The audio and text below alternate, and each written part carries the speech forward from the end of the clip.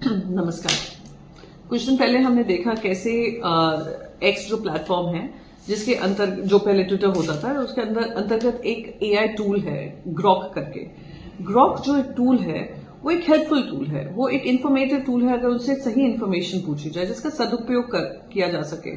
पर दुरुपयोग उसका हो रहा था जहां पे फेक अकाउंट्स बनाकर महिलाओं की फोटो लेकर बगैर उनके परमिशंस के, बगैर उनके कंसेंट के उनको मिसयूज किया जा रहा था। ग्रॉक को ये प्रॉम्प्ट दिए जा रहे थे कि आप उन महिलाओं की फोटोज को निर्वस्त्र रूप में दिखाइए या उनको कम कपड़ों में दिखाइए। और Grok instead of not responding to it या discouraging it, Grok was actually responding to it और वो महिलाओं की फोटोज उस तरीके से दिखा रहे थे जो उनको प्रॉम्प्ट डाला जा रहा था, जो महिलाओं के अधिकारों का स्ट्रेट फॉरवर्ड हनन है, विदाउट कंसेंट उनका राइट टू प्राइवेसी का हनन है, उनकी डिग्निटी और सेल्फ रिस्पेक्ट के ऊपर बड़ा हमला है। और इसको लेकर ये बहुत सारे ऐसी फोटोज सामने आई जिनका मिसयूज किया जा रहा था। और जब महिलाएं इस पर आपत्ति जता रही थी उनको कहा जाता है don't share your photos on this platform.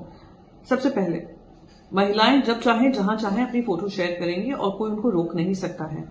और उनके अगर फोटोज का दुरुपयोग होगा तो it is a criminal act और वो क्रिमिनलिटी ही मानी जाएगी और उस पर कार्रवाई की जा सकती है। Even if it's on a large scale misuse हो रहा है, लार्ज स्केल कार्रवाई भी होगी।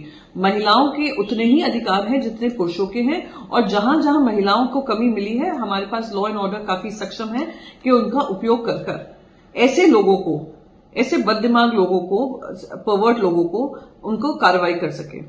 और उनको भूलना नहीं चाहिए सुली बाय बुली डील्स पे भी जब मैंने आवाज उठाई थी तो बकायदा उस पर कार्रवाई की गई थी और जो स्टूडेंट्स इसमें इन्वॉल्व थे उनको भी हिरासत में लिया गया था।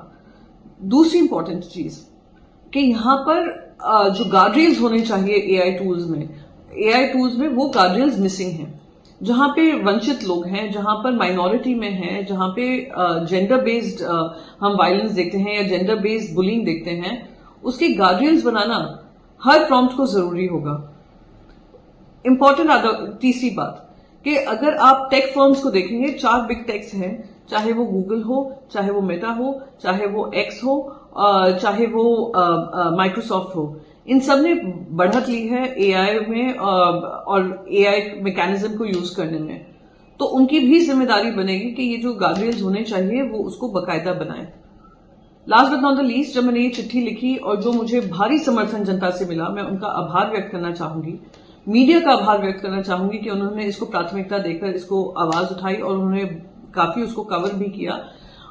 And most importantly IT ministry और आईटी मिनिस्टर का मैं धन्यवाद करना चाहूंगी कि उन्होंने इसको प्राथमिकता देकर ग्रॉक को ये नोटिस भेजा है। और ग्रॉक को ही ये नोटिस के साथ साथ बाकी सारी बिग टेक्स भी समझेंगे कि जब अकाउंटेबिलिटी की बात आएगी, महिलाओं के सम्मान की बात आएगी, तो हम अपनी आवाज उठाते रहेंगे और सरकार से उम्मीद करेंगे कि उस पर कार्रवाई की जाए।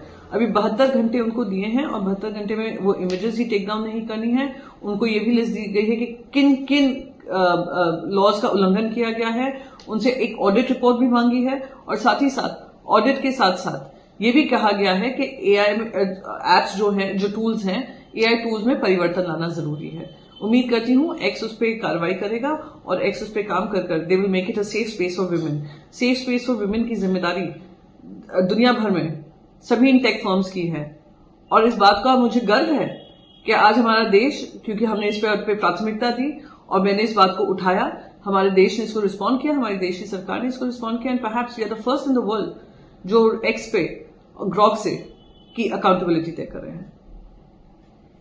नमस्कार, जय हिंद।